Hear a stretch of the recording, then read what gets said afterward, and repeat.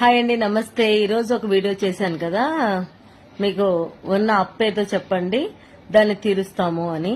ఖచ్చితంగా అండి, ఖచ్చితంగా తీర్చొచ్చు. ఎలా తీర్చొచ్చు అంటే, నా దగ్గర ఒక 15 వర్కులు ఉన్నాయి. ఆ 15 వర్కులకి మీకు అంటే రోజు కూలీ కింద వస్తాయి అనమాట. ఒకరికి 500 రావచ్చు, ఒకరికి 1000 రూపాయలు రావచ్చు, ఒకరికి 3000 రూపాయలు రావచ్చు. మీకు ఏమేం వర్క్స్ వచ్చో చెప్పండి. అంటే కష్టపడితే అప్పులు తీరుస్తారా అంటే, కష్టపడందే అప్పులు ఎలా తీరుస్తాము? తీర్చలేం కదా. అది ఎందుకంటే అప్పు చేయటం ఎంత తేలికో అప్పు తీర్చడం ఎంతో కష్టమో మీకు కూడా తెలుసు. ఒక నెల కష్టపడితే మీ అప్పులన్నీ తీరచ్చు. దానికి తగ్గ మార్గం అయితే నా దగ్గర ఉంది. చెప్పావలే సోది అంటే మీరు ఇక్కడ కామెంట్ చేసిన వాళ్ళు కూడా అంతే లేజీ ఫీలర్స్ అని అర్థం. ఎందుకంటే కష్టపడందే ఏమీ చేయలేం.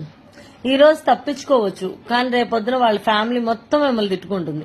అలా తిట్టుకోకూడదంటే 30,000 అప్పు ఉన్న వాళ్ళకి 90,000 రూపాయలు నెలకు వస్తాయి. అదే 10,000 అప్పు ఉన్న వాళ్ళకి నెలకు వచ్చేసరికి 50,000 వస్తాయి. అంటే మీకు ఇంకా బెనిఫిట్ ఉంటుంది. ఒక 2 గంటలు వర్క్ చేయండి, అంతకంటే ఎక్కువ అవసరం లేదు. అందరికీ తెలిసిన వర్క్, అందరూ చేయగలిగిన వర్క్.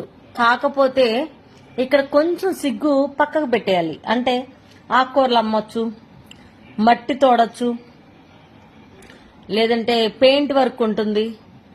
నాది iron cupboard work, paint work ఉంటుంది, కార్లు పెయింట్లు ఉంటుంది, లేబర్ వర్క్ ఉంటుంది, బిల్డింగ్ వర్క్ ఉంటుంది. ఇలా ఎన్నో ఉంటాయి. అంటే నేనేం సిగ్గుపడట్లేదు, నేను ఆకుకూరలు అమ్ముతున్నాను కాబట్టి ఎవరు ఏ స్టేజ్లో ఉన్నామని కాదు. ఒక స్టేజ్కి రావాలంటే మనం ఏం పని చేయాలనేది అయితే కంపల్సరీ తెలిసి ఉండాలి. ఇప్పుడు కరోనా తర్వాత ఏం జరిగిందంటే, కరోనాకి అందరు దానాలు చేయటం వల్ల అందరు లేజీ ఫీలర్స్ అయిపోయారు. అసలు పనులే చేయట్లేదు. నా కాన్సెప్ట్ అది.